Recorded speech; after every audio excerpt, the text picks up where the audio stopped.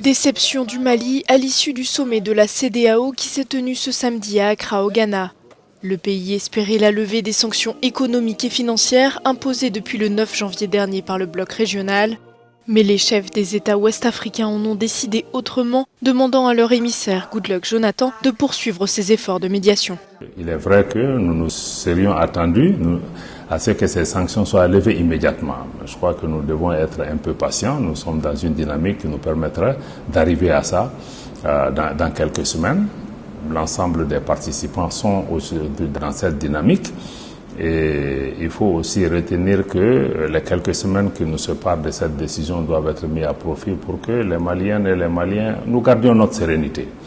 Évitons de répondre aux provocations, évitons vraiment de tomber dans les pièges qui sont tendus ici et là. Ce qui nous semble être important, c'est que les conclusions finales de ce sommet prennent en charge les propositions du gouvernement du Mali et les mêmes propositions prennent en charge les aspirations des Maliens pour les réformes sécuritaires, les réformes politiques et institutionnelles dans une période de 24 mois de transition devant se conclure au mois de mars 2024. Au lendemain de ce sommet, le ministre malien des Affaires étrangères et de la coopération a déploré le lourd impact de ces sanctions sur les populations, mais également pour toute la région, dans un contexte de guerre en Ukraine qui impacte toutes les économies du monde.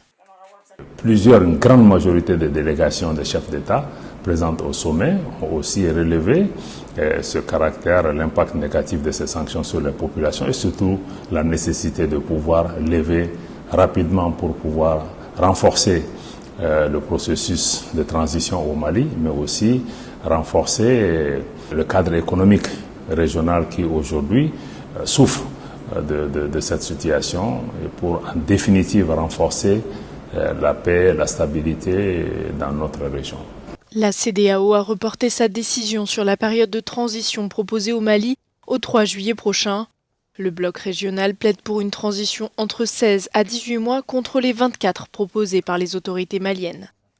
Nous avons toujours indiqué qu'il était important de procéder à la réforme du système électoral et un projet de loi électorale est déjà déposé sur la table du Conseil national de transition et ce projet de loi électorale intègre aussi la question de l'organe unique de gestion des élections. Donc ça c'est un élément important. L'autre élément c'est l'écriture d'une nouvelle constitution et le reste des paramètres c'est l'organisation des différents scrutins au niveau local et régional, communal, mais aussi l'organisation d'élections législatives qui doivent être couronnées maintenant vers la fin du processus de transition par l'élection présidentielle.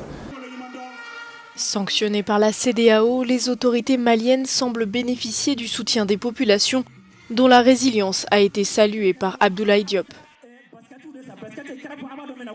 Pour nous, le plus important, c'est le rassemblement des Maliens. Ce qui a été fait au cours de ces derniers mois, les difficultés à travers lesquelles nous sommes passés, on n'aurait pas pu atteindre ces résultats si les Maliens ne s'étaient pas donné la main, s'ils n'avaient pas regardé dans la même direction. Et je suis certain que, quels que soient les défis, chaque fois que les Maliens ont décidé de s'unir, nous avons pu relever ces défis, surtout au moment où aujourd'hui toute l'Afrique regarde vers le Mali. Nous ne pouvons pas baisser les bras, nous devons rester sereins.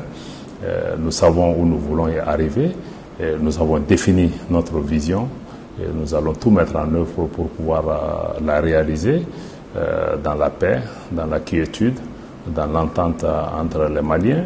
Et vraiment, l'objectif essentiel aujourd'hui, c'est créer les conditions sécuritaires pour pouvoir organiser ces scrutins.